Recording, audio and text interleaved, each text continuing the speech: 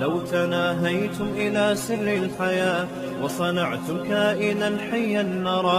نبی صلی اللہ علیہ وسلم نے فرمایا ایک صحابی سے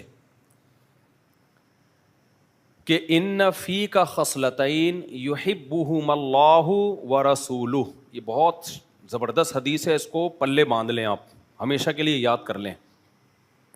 دیکھو نبی صلی اللہ علیہ وسلم نے کسی کی منہ پہ تعریف کرنے سے منع فرمایا ہے, کیونکہ جب آپ کسی کی منہ پہ تعریف کرتے ہیں وہ چوڑا ہو جاتا ہے, اس کے اندر خود پسندی پیدا ہوتی ہے, تکبر پیدا ہوتا ہے, تھوڑے دنوں میں وہ دوسروں کو حقیر سمجھنا شروع کر دیتا ہے اور وہ یہ سمجھتا ہے کہ مجھ جیسا دنیا میں کوئی نہیں ہے. اکثر منہ پہ تعریف لوگوں کو نقصان پہنچاتی ہے.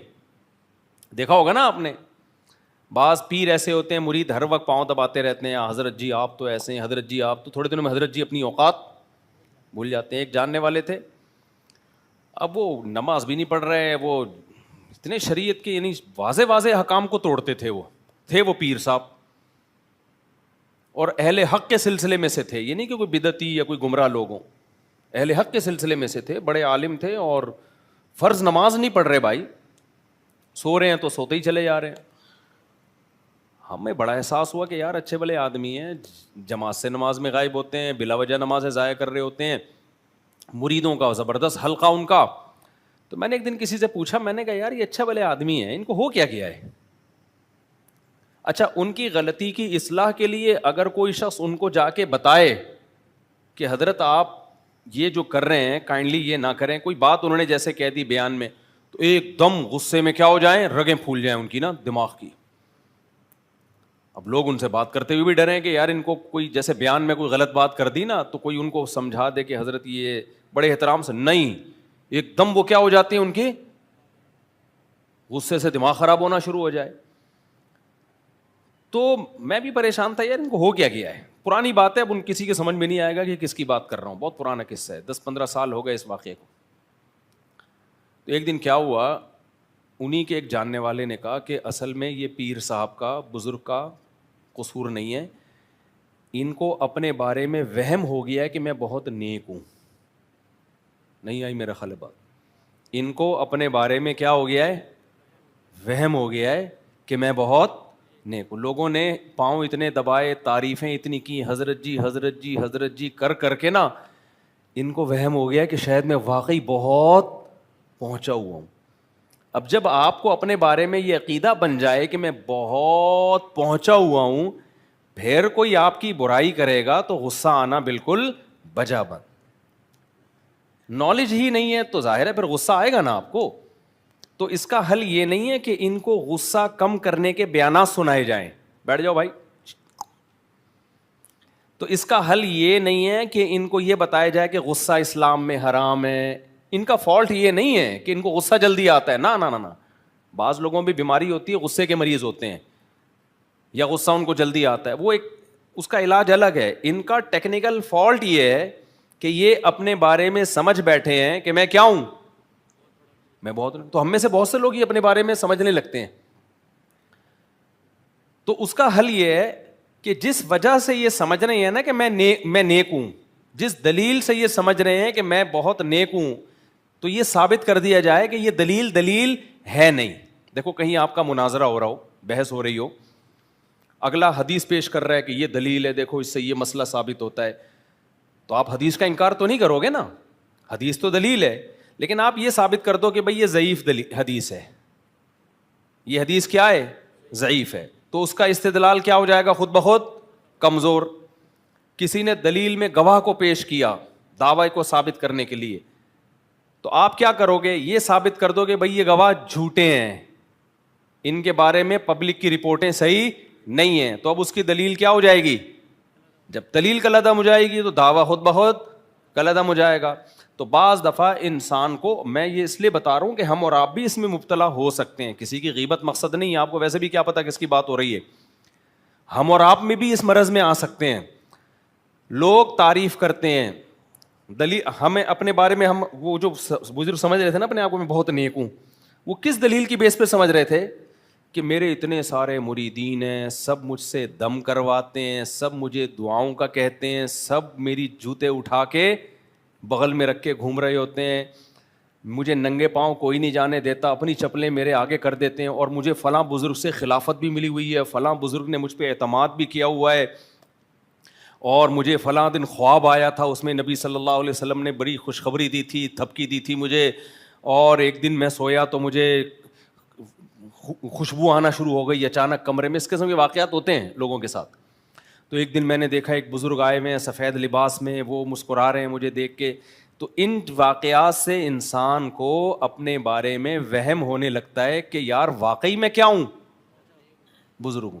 تو ایسے آدمی کا, اور پھر اس میں کوئی عیب نکالے گا کہ حضرت کبھی جماعت سے بھی نماز پڑھ لیا کریں, ٹھیک ہے نا, حضرت آپ اتنے دن یا کہیں سفر میں ہوں, کہیں گئے ہوئے ہوں, تو سمجھ میں آتا ہے. آپ جو ہے, یا اگر کوئی عذر ہے تو بتا دیں, عذر کسی کے ساتھ بھی ہو سکتا ہے, بھائی میں اس لیے جماعت سے نماز نہیں پڑھتا, مجھے بیماری ہے, فلاں کچھ بھی ہے. تو ایک دم آپ کو غصہ کیوں آ جاتا ہے؟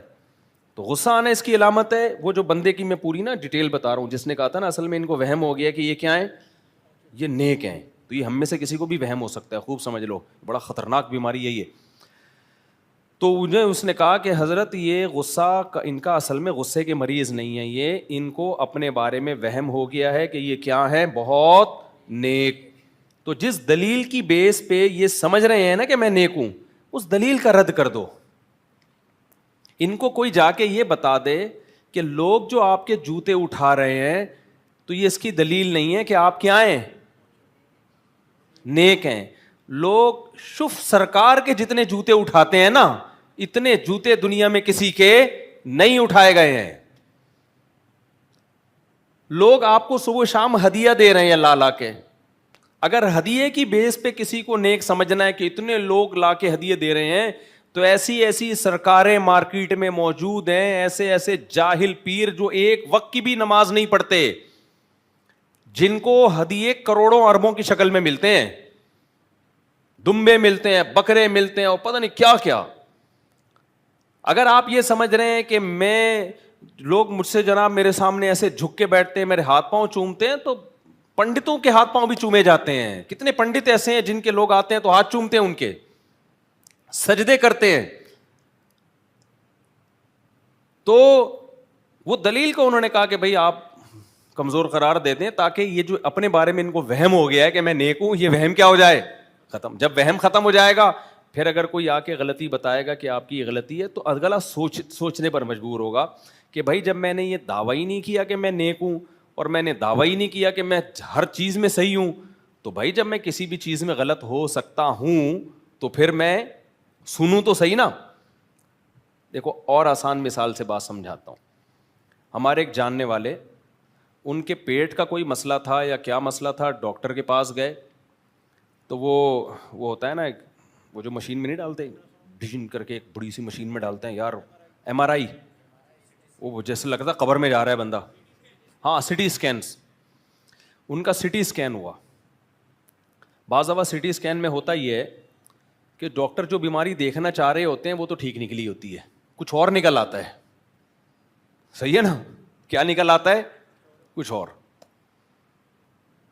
ایک اور رشتہ دار کا میں بتا رہا تھا, انہوں نے جب وہ MRI کروایا نا, سٹی اسکین کروایا, تو ڈاکٹروں نے کہا کہ بھائی میدا ویدا تو سب سیٹ ہے, آپ کے تو گردے میں ایک وہ بن رہی ہے, رسولی بن رہی ہے, گٹھلی بن رہی ہے. حالانکہ ان کو کڈنی کا پین کبھی بھی نہیں ہوا, کوئی پیشاب میں پرابلم نہیں, کچھ بھی نہیں, فٹ فاٹ بالکل. تو اس کا ٹیسٹ کروائیں, ٹیسٹ کروایا تو وہ کینسر نکلا. ڈاکٹر نے کہا آپ بہت خوش قسمت ہو جو ابتدائی مرحلے میں یہ ٹریس ہو گیا ہے. تو آپریٹ ہوا, وہ جو ہوتا ہے کیمو تھراپی اور ایک اور تھراپی ہوتی ہے, کیا کہتے ہیں اس کو, ریڈیو تھراپی, کیمو تھراپی وغیرہ ہو کے الحمدللہ آج فٹ فاٹ گھوم رہے ہیں وہ, ٹھیک ہے نا. وہ انہوں نے کاٹ دی, بہت بہت معمولی سی تھی. تو بڑے خوش, جب بھی میں ان سے ملتا ہوں نا, ہمارے ریلیٹیو میں کہتا ہوں بھائی اللہ نے آپ کو زندگی دی. کہہ رہے ہیں یار دیکھو نہ کوئی پین تھا, کچھ بھی نہیں تھا, اگر یہ پالتے رہتے ہم تو پھر ایک وقت میں جا کے تھوڑی پھر علاج ہوتا ہے, اور پھر ان کی ایج بھی زیادہ ہے, اس عمر میں تو یہ کیمو تھراپی وغیرہ ویسے ہی آدمی کو مار دیتی ہے. اب مجھے ایک بات بتاؤ, ڈاکٹر نے جب ان کو کہا کہ آپ کے گردے میں ایک تھوڑی سی رسولی ہے, کچھ کینسر کا خطرہ ہے, آپ ٹیسٹ کروائیں, وہ کہتے ہیں نہیں میں بالکل کیا ہوں, ٹھیک, کیونکہ ٹھیک آدمی کی علامت یہ ہے کہ دوڑ سکتا ہے، میں دوڑ سکتا ہوں. ٹھیک آدمی کی علامت یہ جو کھائے اس کو ہضم ہوگا، میں جو کھاتا ہوں مجھے ہضم ہوتا ہے. ٹھیک آدمی کی علامت یہ ہے کہ بھائی جو ہے میں صحیح سن سکتا ہوں، میں صحیح دیکھ سکتا ہوں. وہ جاب بھی کرتے ہیں، میں جاتا ہوں شام کو واپس آتا ہوں، ٹائم پہ مجھے نیند آتی ہے، ٹائم پہ میری آنکھ کھلتی ہے، صحیح پراپر پیاس لگتی ہے، صحیح پراپر بھوک لگتی ہے، تو میں کوئی میڈیسن بھی نہیں لے رہا. تو ٹھیک انسان کی ساری علامتیں چونکہ مجھ میں پائی جاتی ہیں، اس کا مطلب میں کیا ہوں؟ ٹھیک. لہذا میں یہ ٹیسٹ نہیں کراؤں. تو ایسے موقع پہ کوئی عقل مند کیا کہتا کہ جناب ٹھیک انسان کی جو علامتیں آپ نے بتائی ہیں یہ صرف ظاہری علامتیں ہیں، یہ ٹھیک ہونے کی دلیل نہیں ہے. یہ دلیل نہیں ہے ٹھیک ہونے کی، جس کو آپ دلیل سمجھ رہے ہو. آپ یہ سمجھ رہے ہو کہ جو بھاگ رہا ہے، دوڑ رہا ہے، سو رہا ہے، جاگ رہا ہے یہ ٹھیک ہے. نہ بعض بیماریاں اندر ہی اندر جنم لے رہی ہوتی ہیں، انسان کو اس کا پتہ نہیں ہوتا. تو یہ دلیل ہی غلط ہے اور واقعی غلط ہے. کینسر بعض دفعہ ایسے اندر پیدا ہو رہا ہے، آپ فٹ فاٹ گھوم رہے ہیں، آپ کو پتا ہے آخری اسٹیج میں جا کے پتا چلتا ہے کہ بھائی یہ تو انا للہ ہونے والا ہے آپ کا. اب آپ ڈر نہ جائیں کہ آپ سب کے گردوں میں بھی کہیں رسولی نہ ہو. جب اللہ مارنے پر آئے گا میرے بھائی پھر کس چیزوں کے ٹیسٹ کرواؤ گے آپ؟ ایک کینسر کے اسپیشلسٹ ہیں، میں نے ان سے کہا کہ ڈاکٹر صاحب باڈی میں کینسر کا پتہ شروع میں ہی چل سکتا ہے. انہوں نے کہا چند کینسر ایسے ہیں جن کا شروع میں پتہ چل سکتا ہے، جیسے میدے کا جو بڑی آنت کا کینسر ہے نا، وہ ٹیسٹ سے شروع میں ہی پتہ چل جائے گا. تو احتیاطاً 50 سال کے بعد وہ کروا لینا چاہیے ہر ایک کو. باہر دنیا میں تو لازمی کرواتے ہیں. گوروں میں جس کی ایج بھی 50 سال کی ہوتی ہے نا وہ لازمی بڑی آنت کا کینسر کرواتے ہیں، کیونکہ بڑی آنت کا کینسر 50 سال کے بعد اس کے چانسز بہت زیادہ بڑھ جاتے ہیں. تو شروع میں ہی وہ ٹریس ہو جاتا ہے، پتہ چل جاتا ہے. لیکن کینسر کی تمام قسمیں ایسی نہیں ہیں. ہمارے ایک ریلیٹیو نے ڈاکٹر کے مشورے پر کروایا 50 سال کے بعد، تو نکل آیا، علاج ہو گیا، بچ گئے الحمدللہ. ٹھیک ہے نا. تو یہ 50 سال کے بعد ڈاکٹر کہتے ہیں کہ ہر ایک کو بڑی آنت کا یہ قبض سے ہوتا ہے زیادہ تر. تو جوان جب تک انسان ہوتا ہے نا قبض بہت ساری چیزیں جھیل رہا ہوتا ہے. 50 سال کے بعد قبض وغیرہ زخم کرتے ہیں، وہ زخم بگڑتا ہے، پھر پتہ ہی نہیں ہوتا، کوئی علامت ظاہر نہیں ہوتی اس کی. لیکن میں نے ڈاکٹر صاحب سے پوچھا کہ اور کون کون سے، انہوں نے کہا نہیں پتہ چلتا بھائی، کوئی پتہ نہیں چلتا. تو اس کا مطلب یہ ہوا کہ بھائی اللہ سے کوئی بھی لڑ نہیں سکتا. میں نے کہا گردے کا فلانا کا، انہوں نے کہا بھائی کس کا کروائے گا اتنی قسموں کے کینسر ہیں، یہ تھوڑی کہ سارے ٹیسٹ ہی کرواتا رہے گا بیٹھ کے اور پھر آج کلیئر آ جائے، ہو سکتا ہے کل ہو جائے، ہو سکتا ہے پرسوں ہو جائے. تو انہوں نے کہا جن چیزوں کا یقینی پتہ چل سکتا ہے وہ بڑی آنت کا کینسر ہے، اس کے علاوہ نہیں پتہ چل سکتا. اس میں اللہ پہ توکل ہی ہے بس. اپنی عام صحت آدمی ٹھیک رکھنے کی کوشش کرے تو چانسز کم ہو جاتے ہیں، رہتے ہیں، ختم نہیں ہوتے. تو خیر اب مجھے ایک بات بتاؤ، اگر وہ یہ مانتے ہی نہیں، وہ کسی قیمت پہ یہ قبول ہی نہیں کرتے کہ بھائی میں بیمار ہو ہی نہیں سکتا، تو علاج ہوتا ان کا. تو انسان کے اندر جو سب سے بڑا ٹیکنیکل فالٹ ہے نا، وہ یہ مانتا ہی نہیں ہے کہ میں غلط ہو سکتا ہوں. سارے مسئلے یہاں سے کھڑے ہوتے ہیں. سیاسی لوگوں میں بھی اپنے سیاسی لیڈر کو غلط مان نہیں سکتے، اس کی کسی غلطی کو غلطی نہیں مان سکتے. جب آپ نے فرض کر لیا کہ میں بھی ٹھیک ہوں، میرا سیاسی لیڈر بھی ٹھیک ہے، فلاں بھی ٹھیک ہے، فلاں بھی ٹھیک ہے، تو بھائی پھر تو جب آپ اس کے اگینسٹ سنیں گے تو آپ کے منہ سے جھاگ نکلے گا، آپ کو غصہ آئے گا، آپ کی آنکھوں میں سرخی پیدا ہوگی. تو یہ ٹیکنیکل فالٹ ہے کہ آپ نے غیر دلیل کو دلیل سمجھنا شروع کر دیا. سمجھتے ہو کہ نہیں سمجھتے ہو؟ ہوا و حرص والا دل بدل دے، میرا غفلت میں ڈوبا دل بدل دے.